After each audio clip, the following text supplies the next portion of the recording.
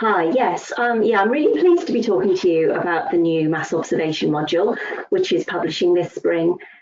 Following the publication of the previous two modules over the last 2 years, which covered the 1980s and 1990s, we're now adding the material collected at the University of Sussex for the 2000s.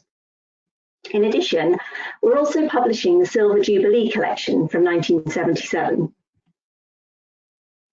The Mass Observation Project is a unique life writing project about everyday life in Britain.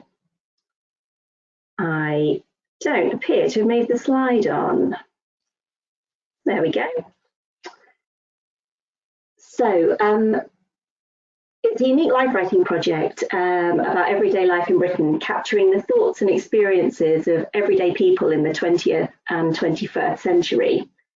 So it was launched in 1981 by the University of Sussex and is a rebirth of the 1937 project that recorded wartime Britain. The project continues to commission new research and is a valuable resource for research, teaching and learning. It's one of the major repositories of longitudinal qualitative social data in the UK. Unlike the project that ran from the 1930s to the 1960s, which was a mixture of observations from recruited observers, diaries and directives, directives being very open-ended questionnaires on specific topics. When mass observation relaunched in 1981, they decided to focus on commissioning and gathering responses purely through the directives. This means the project is a dialogue between the mass observation panel at the university, composing and sending out the directives, and the observers sending back their responses. During this period, directives were sent out seasonally, usually 3 times a year during spring, summer and autumn winter. If something happened that the panelists wanted the observers' immediate thoughts on, then a special directive would be sent out. A really good example of this in the 2000s was following the attacks of September 11th. During the 2000s, 30 directives were sent out, and most of these were made up of multiple parts of different topics.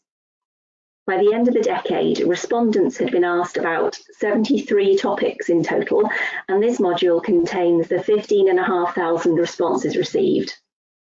As with the previous modules, each response has been individually indexed and matched with biographical data, such as age, region, occupation, and marital status, allowing users to filter responses by these.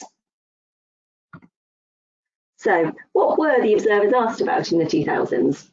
Well, the directive themes are broad-ranging and balanced between the personal, such as your lifeline, your home, having a laugh, age, and sex, the political, such as the 2001 general election, the world situation in 2002 and the war in Iraq, and the historical, such as swine flu, the Asian tsunami, and the Beijing Olympics.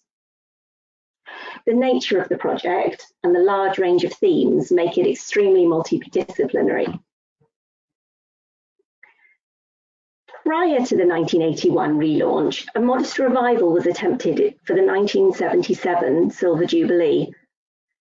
Family has always had an intrinsic link with the Mass Observation Project, with the 1981 relaunch timed to capture the wedding of Charles and Diana.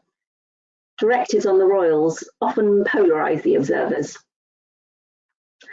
The 1977 revival asked volunteers to collect information and observation based on the preparations for the Jubilee celebrations, including street parties and media responses.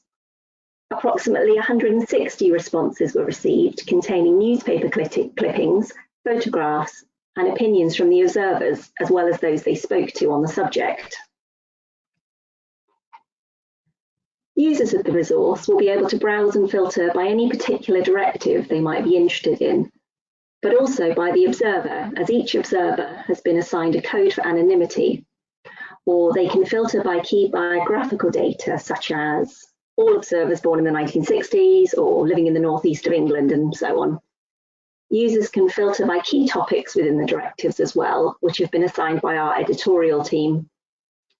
Search capabilities have been improved on all 3 modules, and all documents, including handwritten material, will now be fully searchable at site level. Alongside the primary source material, contextual features such as essays and interactive chronology and exhibitions will also be available as a starting point for those less familiar with the material. It's been a really fascinating and thought-provoking project to work on, particularly because it's such recent history, and we're really looking forward to publishing it in the current weeks.